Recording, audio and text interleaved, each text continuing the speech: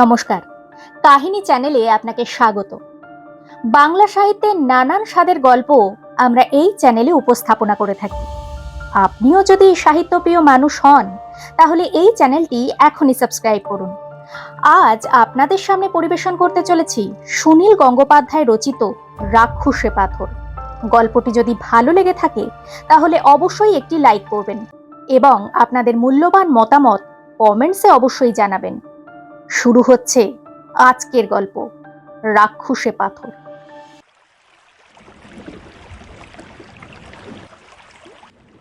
বুড়ো মাঝি বলল, বাবু বেড়াতে এসেছেন, বেরিয়ে ফিরে যান।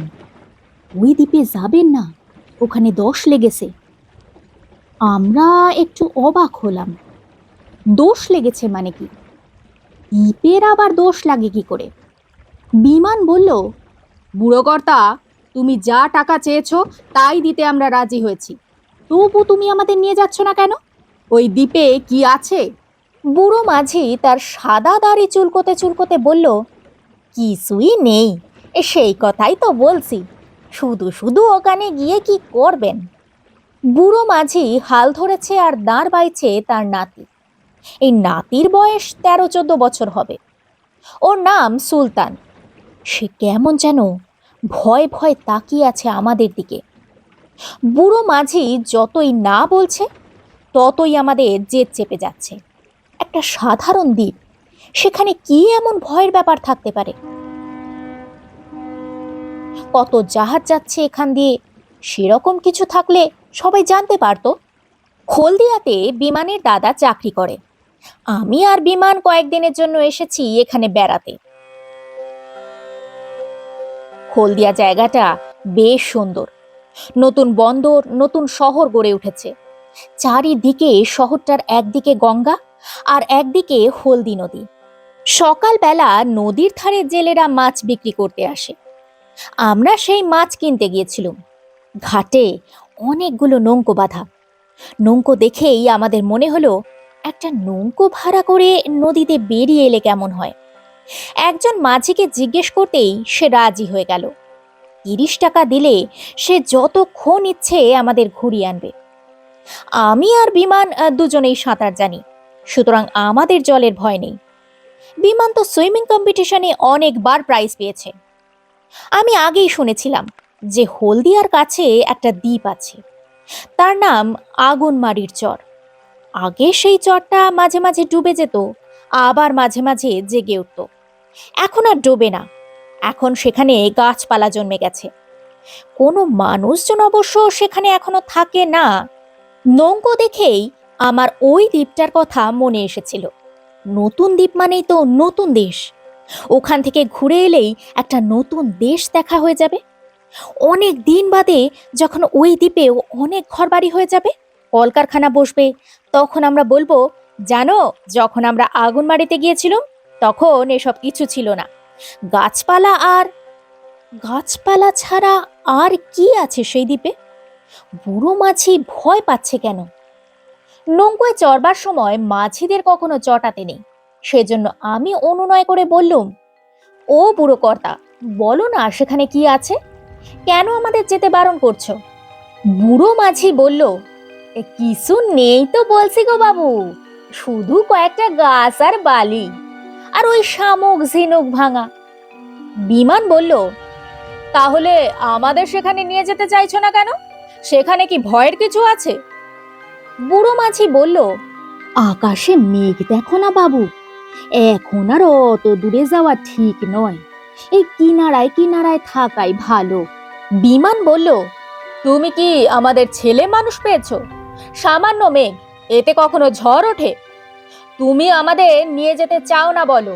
আমি বুড়ো মাঝির নাতিকে জিজ্ঞেস করলুম, সুলেমান, তুমি গেছো সেই দ্বীপে? সেখানে ভয়ের কিছু আছে? সুলেমান তার দাদুর দিকে তাকালো একবার, তারপর বলল, কিছু দেখাও যায় না, তবে সেখানে গেলে যেন মনটা কেমন কেমন করে, মনটা খারাপ হয়ে যায়। এ তো আরো অদ্ভুত কথা, একটা দ্বীপে গেলে মন খারাপ হয়ে যায়। আমি আর বিমান দুজনেই হেসে উঠলুম। তাহলে তো যেতেই হবে সেখানে। বুড়ো মাঝিকে বললুম, তুমি যদি না নিয়ে যেতে চাও তো আমাদের ফেরত নিয়ে চলো, আমরা অন্য নৌকা ভাড়া করব। বুড়ো মাঝি একটা দীর্ঘশ্বাস ফেলে বলল, আপনাদের কাছ থেকে টাকা নিয়েছি, সে টাকা ফেরত দেওয়া পাপ। তবে চলেন, নিয়ে যাই, পরে যেন আমাদের দোষ দেবেন না। ওরে সুলেমান, ভালো করে টান। আকাশে মেঘ আছে বটে, কিন্তু জমাট কালো নয়। সেই মেঘের ছায়া পড়েছে জলে, রোদ নেই, বেশ ছায়া ছায়া ছিল। নদীতে বড় বড় ঢেউ। এখানে নদী প্রায় সমুদ্রের মতন, ওপার দেখাই যায় না। পাশ দিয়ে জাহাজ স্টিমার গেলে আমাদের নৌকোটা দুলে দুলে উঠছে। খানিকক্ষণ পরে বুড়ো ডান দিকে হাত তুলে বলল, ওই যে দেখেন, আগুনমারির চর, দেখলেন তো? আমি আর বিমান দুজনেই ঘাড় ফেরালুম। মনে হলো নদীর বুকেই যেন কয়েকটা গাছ মাথা তুলে দাঁড়িয়ে আছে, মাটি দেখা যাচ্ছে না। বুড়ো মাঝি বললে, দেখা হলো তো, এবার নৌকো ঘোরাই। আমি আর বিমান একসঙ্গে বলে উঠলুম, সে কি, আমরা কাছে যাব না? কাছে গিয়ে আর কি করবেন, আর তো দেখার কিছু নেই। বিমান এবারে বেশ রেগে গিয়ে বলল, তোমার মতলব কি বলো তো বুড়ো কর্তা? ওই দ্বীপে কি তোমার কোনো জিনিসপত্র আছে? ওখানে আমাদের যেতে দিতে চাও না কেন? বুড়ো মাঝি আমতা আমতা করে বলল, দেখা তো হলোই, আরো কাছে গিয়ে লাভটা কি? বিমান বললে, লাভ লোকসানের কথা নয়, আমরা ওই দ্বীপে নেমে হাঁটতে চাই। বুড়ো মাঝি এবারে খুব জোরে হাল ঘোরাতেই নৌকাটা তর তরিয়ে এগিয়ে গেল। দ্বীপটার একেবারে কাছে পৌঁছে নৌকোটার মুখ ঘুরিয়ে নিয়ে বুড়ো মাঝি বলল, এবারে নামুন। সেখানটায় অন্তত 1 হাঁটু জল, তারপর কাদা মাটি। বিমান বলল, আর একটু এগোও, এখানেই নামবো কি করে? বুড়ো মাঝিও এবার রাগে গড়গড়িয়ে বললে, আপনাদের বাবু এখানেই নামতে হবে, আমার নৌকো ওই সরের মাটি ছোঁবে না, ও মাটি অপয়া। বিমান আরো কিছু বলতে যাচ্ছিল, আমি বললুম, ঠিক আছে ঠিক আছে, আমরা এখানেই নামবো। জুতো খুলে রাখলুম নৌকোয়, তারপর হাঁটু পর্যন্ত প্যান্ট গুটিয়ে নেমে পড়লুম জলে। ছপ ছপ করে এগিয়ে গেলুম দ্বীপটার দিকে। বুড়ো মাঝি নৌকোটাকে আরো গভীর জলের দিকে নিয়ে গিয়ে ঝপাং করে নোঙর ফেলে দিল। দ্বীপটাতে ছাড়া ছাড়া গাছপালা রয়েছে, তারপর ধু ধু করছে বালি। সেই বালিতে কোথাও কোথাও ঘাস হয়েছে। একটা খড়ের চালাঘরও রয়েছে এক পাশে, সেই ঘরে কিন্তু কোনো মানুষ নেই। কাদা মাখা পায়ে এপারে উঠে আমরা বালিতে পা ঘষে নিলাম। বিমান বলল, একটা কিছু ফ্ল্যাগ সঙ্গে নিয়ে এলে হতো, তাহলে সেই ফ্ল্যাগটা পুঁতে আমরা এই দ্বীপটা দখল করে নিতাম। আমি বললুম, তা কি করে হবে, আগেই তো এখানে মানুষ এসেছে, দেখছিস না ঘর রয়েছে। আমরা ঘরটার কাছে গিয়ে দেখলুম তার মধ্যে পাতা আছে একটা খাটিয়া, আর চতুর্দিকে ছড়িয়ে আছে শুকনো গোবর। জায়গাটায় বিচ্ছিরি গন্ধ। বিমান বলল, এখানে লোকেরা গরু চড়াতে আসতো, কিন্তু গরুগুলোকে নিয়ে আসতো কি করে? আমি বললুম, বড় বড় নৌকোয় করে নিয়ে আসতো, আমি নৌকোয় গরু মোষ পার করতে দেখেছি। তারা এখন আর আসে না কেন? বর্ষাকাল এসে গেছে, সেই জন্য এখন আসে না, এ তো সোজা কথা। দ্বীপটা কিরকম চুপচাপ, লক্ষ্য করছিস? কোনো শব্দ নেই, মানুষজন নেই, শব্দ হবে কি করে? তবু আমি কিন্তু একটা শব্দ শুনতে পাচ্ছি, কান পেতে শোন। দুজনেই চুপ করে দাঁড়ালুম। সত্যি, খানিকটা দূরে গাছপালার আড়াল থেকে মাঝে মাঝে একটা ফোঁস ফোঁস শব্দ পাওয়া যাচ্ছে। কেউ যেন নিঃশ্বাস ফেলছে খুব জোরে। কোনো মানুষ অবশ্য অত জোরে নিঃশ্বাস ফেলতে পারে না। বিমানের মুখটা শুকিয়ে গেল, চোখ বড় বড় করে বলে, ওটা কিসের শব্দ বলতো সুনীল, সাপ নাকি? আমি বললুম, সাপ অত জোরে ফোঁস করে? সমুদ্রে বড় বড় অজগর সাপ থাকে শুনেছি, সমুদ্র থেকে যদি এখানে চলে আসে, ওই জন্যেই বোধহয় মাঝিরা এখানে আসতে ভয় পায়।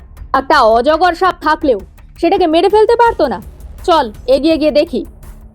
সঙ্গে লাঠি ফাটি কিছু একটা আনলে হতো। ভয় পাচ্ছিস কেন? বড় সাপ তো আর তাড়া করে এসে কামড়াতে পারে না। ডান দিকে খানিকটা দূরে 2-3টে বড় বড় গাছের পাশের জায়গা ঝোপঝাড়ের মতো। শব্দটা আসছে সেই দিক থেকে। আমরা গুটি গুটি পায়ে এগুলুম সেই দিকে। শব্দটা মাঝে মাঝে থেমে যাচ্ছে। কাছাকাছি গিয়ে আমি ভয় পেয়ে বিমানের হাত চেপে ধরলুম। ঝোপের মধ্যে কি যেন বিশাল একটা জন্তু রয়েছে।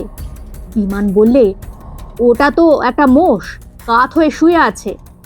এবারে আর একটু এগিয়ে আমরা মোষটার মাথাটা দেখতে পেলাম। দেখলেই বোঝা যায় মোষটা মরে যাচ্ছে। মোষটার 2 চোখ দিয়ে জল গড়িয়ে পড়ছে। ওরকম করুণ চোখ আমি কখনো দেখিনি। মোষটা মাঝে মাঝে নিঃশ্বাস ফেলছে, তখন তার পেটটা ফুলে উঠছে।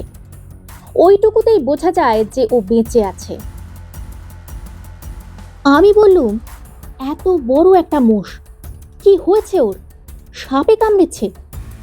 বিমান বলল, অসুস্থও হতে পারে, মোষরাও তো অসুস্থ হয়। কিন্তু কোনো লোকজন নেই, একলা একলা একটা মোষ এখানে পড়ে আছে। মোষের মালিক বুঝতে পেরেছে ও আর বাঁচবে না, সেই জন্য ওকে ফেলে রেখে চলে গেছে। আমরা আর ঝোপটার মধ্যে না ঢুকে এদিক ওদিক ঘুরতে লাগলুম। যতবার মোষটার নিঃশ্বাসের শব্দ শুনছি ততবার মনটা খারাপ লাগছে। বিমান বলল, একটা জিনিস লক্ষ্য করেছিস? এখানে গাছের পাতাগুলো কেমন যেন শুকনো শুকনো। এখন বর্ষাকাল, তো গাছের পাতা শুকিয়ে যায় না। আমি বললুম, গাছগুলোর ছাল খসে পড়েছে অনেক জায়গায়। এখানে তো জল নোনা, তাই বোধহয় গাছের স্বাস্থ্য ভালো থাকে না। বিমান বলল, বাজে বকিস না, সুন্দরবনে এত গাছ রয়েছে না, সেখানকার জল তো আরো বেশি নোনা। এখানকার গাছগুলোর বোধহয় কিছু একটা রোগ হয়েছে। এটা কি রে? ওটা তো একটা পাথর। আশ্চর্য তো, খুবই আশ্চর্য ব্যাপার।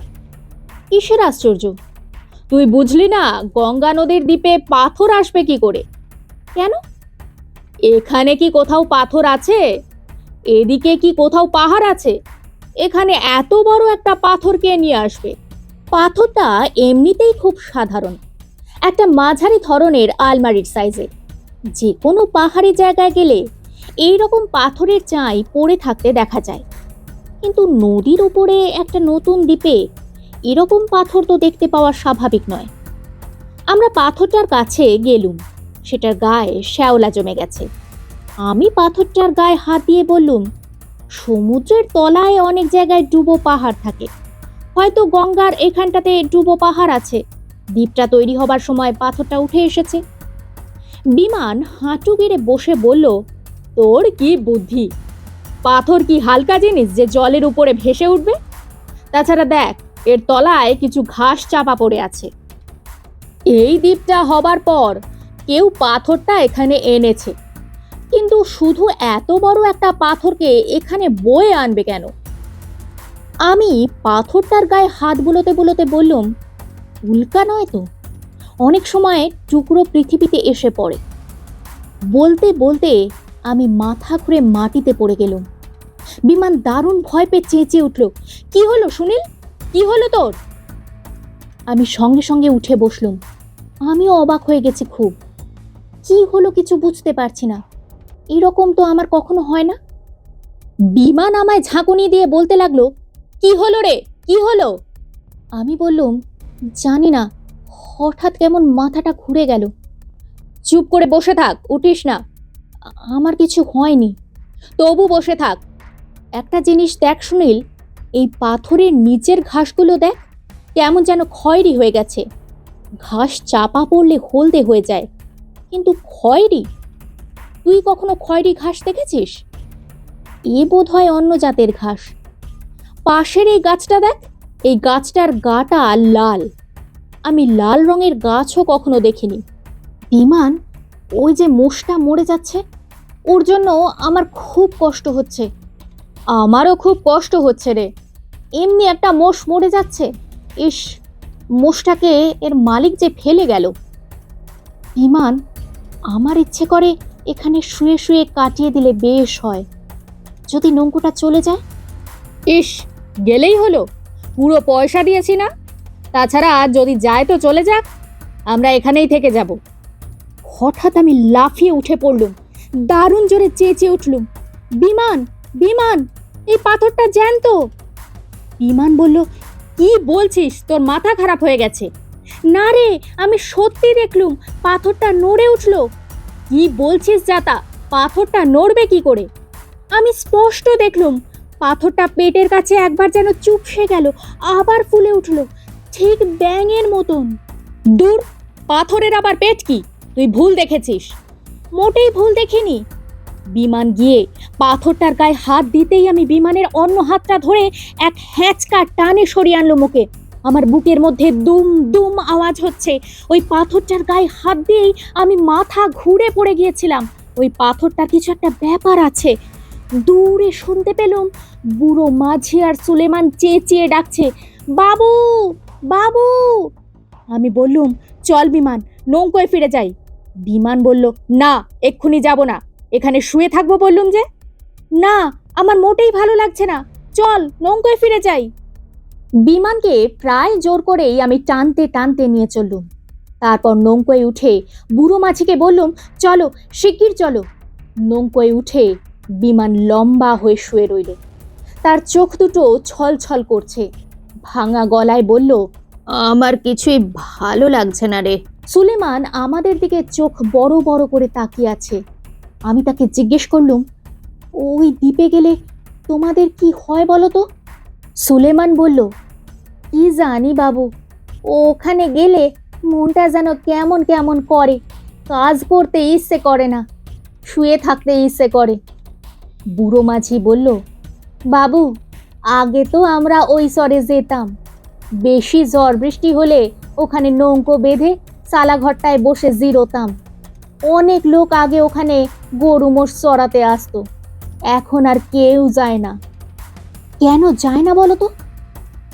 ওখানে গেলেই শুয়ে থাকতে ইচ্ছে করে, গরু মোষগুলো অলস হয়ে পড়ে, কেমন যেন মনমরা লাগে।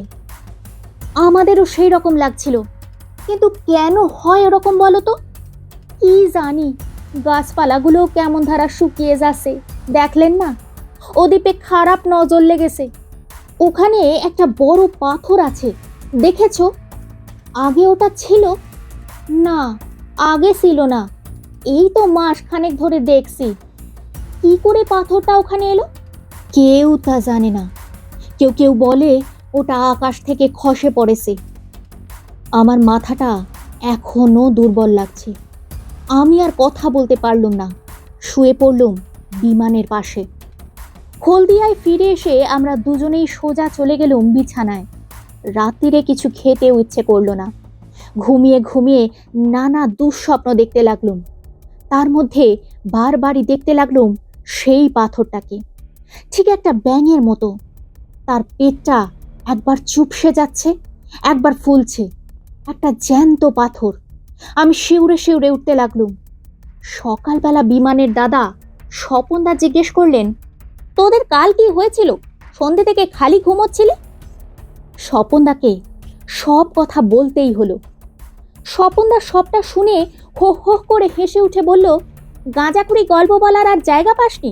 একটা জ্যান্ত পাথর, সেটার পাশে গিয়ে দাঁড়ালে মন খারাপ হয়ে যায়, শুয়ে পড়তে ইচ্ছে করে, দূর যত সব। বিমান বলল, দাদা, আমি পাথরটাকে নড়তে দেখিনি, সুনীল দেখেছে, কিন্তু আমারও ওখানে শুয়ে পড়তে ইচ্ছে করছিল। বেশ করছিল, শুয়ে থাকলেই পারতিস। তাহলে আমাদেরও নিশ্চয়ই ওই মোষটার মতন অবস্থা হতো। আমি বললুম, স্বপনদা, নৌকোর মাঝিরাও ওই দ্বীপটায় এখন যেতে চায় না, ওরাও ভয় পায়, পুলিশে একটা খবর দেওয়া দরকার। স্বপনদা বললেন, পুলিশও তোদের কথা শুনে আমার মতো হাসবে, দেখবি মিস্টার দাসকে ডাকবো। হলদিয়ার এসডিপিও মিস্টার দাস স্বপনদার বন্ধু। স্বপনদা তাকে টেলিফোনে ডেকে পাঠালেন। বললেন, মিস্টার দাস, একবার আমার বাড়িতে চলে আসুন, ব্রেকফাস্ট খেয়ে যাবেন আর একটা মজার গল্প শোনাবো। 10 মিনিটের মধ্যেই মিস্টার দাস এসে গেলেন। তিনি বললেন, শুধু 1 কাপ চা খাবো, বড্ড কাজ পড়েছে, এক্ষুনি যেতে হবে। কাল রাত্রিরে একটা লঞ্চ ডুবি হয়েছে গঙ্গায়। স্বপনদা বললেন, বসুন বসুন। কাল দুপুরে এই দুই শ্রীমান নৌকো ভাড়া করে গিয়েছিল আগুনমারির চরে। সেখানে নাকি ওদের এক সাংঘাতিক অভিজ্ঞতা হয়েছে। ওরা দুজনে স্বপনদাকে থামিয়ে দিয়ে পুলিশ সাহেব আমাদের দিকে তাকিয়ে বললেন, তোমরা দুজনে কাল আগুনমারির চরে গিয়েছিলে? আশ্চর্য ব্যাপার, ওই দ্বীপটার পাশেই তো কাল রাত্রিরে লঞ্চটা ডুবেছে। ঝড় বৃষ্টি কিছু নেই, শুধু শুধু একটা লঞ্চ ডুবে যাওয়া খুবই আশ্চর্যের ব্যাপার। স্বপনদা জিজ্ঞেস করলেন, কেউ মারা গেছে? পুলিশ সাহেব বললেন, না, কেউ মরেনি, সবাইকে উদ্ধার করা গেছে। আমাদের পুলিশের লঞ্চ খুব তাড়াতাড়ি গিয়ে পৌঁছায়, কিন্তু লঞ্চটা যে কি করে ডুবলো তা ওরা কেউ ঠিক বলতে পারছে না। সবাই বলছে কি যেন হলো কিছুই জানি না, হঠাৎ একটা ধাক্কাতে লঞ্চটা কেঁপে উঠলো, তারপরই হুড়মুড়িয়ে জল ঢুকতে লাগলো। স্বপনদা বললেন, লঞ্চটা একদম ডুবে গেছে বলতে চান? পুলিশ সাহেব বললে, হ্যাঁ, সেটা তোলার ব্যবস্থা করতে হবে। ওই লঞ্চের একজন খালাসি শুধু অদ্ভুত একটা গল্প বলছে।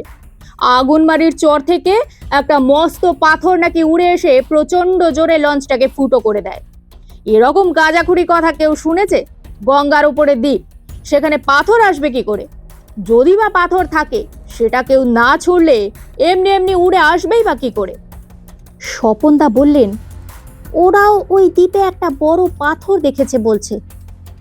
পুলিশ সাহেব বললেন, ভোরবেলা আমি আমাদের লঞ্চে সেই দ্বীপটা ঘুরে দেখে এসেছি। সেখানে পাথর টাথর কিছু নেই, মানুষজনের কোনো চিহ্ন নেই, একটা মরা মোষ রয়েছে দেখলুম। আমি আর বিমান চোখাচোখি করলাম। আগুনমারির চরের পাথরটাই যে লঞ্চটাকে ডুবিয়েছে তাতে আমাদের কোনো সন্দেহ নেই। গল্পটি যদি আপনাদের ভালো লেগে থাকে এবং এই ধরনের আরও নতুন নতুন গল্প শুনতে কাহিনী চ্যানেলটি সাবস্ক্রাইব করতে ভুলবেন না। আর লাইক, শেয়ার ও কমেন্টস অবশ্যই করবেন। ধন্যবাদ।